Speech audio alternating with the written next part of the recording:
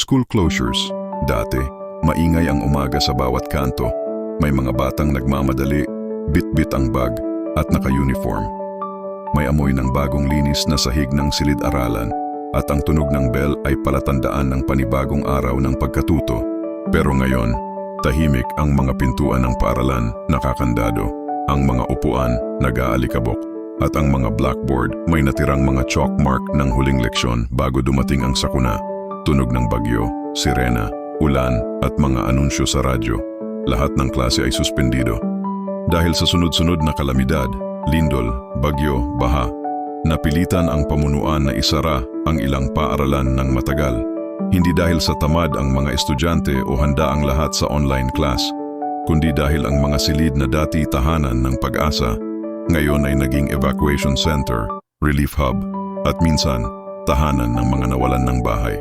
Mga anak, online class muna tayo ulit ha. Sana stable ang internet ninyo. Ma'am, mahina po signal dito. Nasa covered court pa rin po kami kasi nasira yung bahay namin.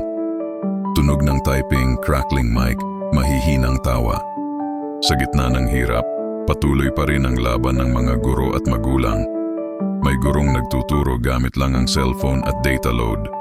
May batang nagre-review sa ilalim ng kandila kasi walang kuryente. May nanay na nagbabantay ng anak habang nag-aayos ng relief goods. Ang edukasyon tila lumalaban din sa panahon ng unos. Ngunit sa bawat pagsubok may aral na natututunan. Hindi lang sa math o science, kundi sa resilience, sa pag-asa at sa pagmamalasakit. Balang araw, bubuksan din natin ulit ang ating paaralan at pag nagkataon, mas matibay na ito. Hindi lang sa pader, kundi sa puso ng bawat isa sa atin.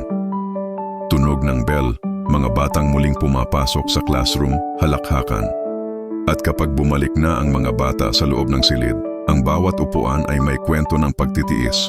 Ang bawat pisara ay may marka ng pagbangon. At ang bawat aralin ay paalala na kahit anong unos, ang edukasyon ay hindi kailanman tuluyang magsasara.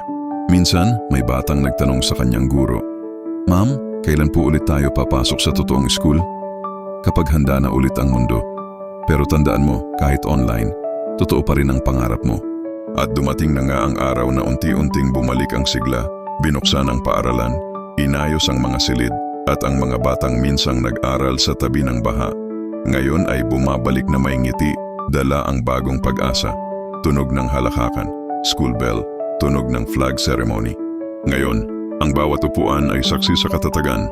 Ang bawat guro, bayani ng tahimik na laban. At ang bawat estudyante, simbolo ng pagbangon ng bayan.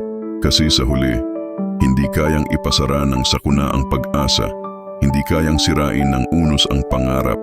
At kahit ilang beses magsara ang paaralan, ang edukasyon ay mananatiling bukas sa puso ng bawat Pilipino.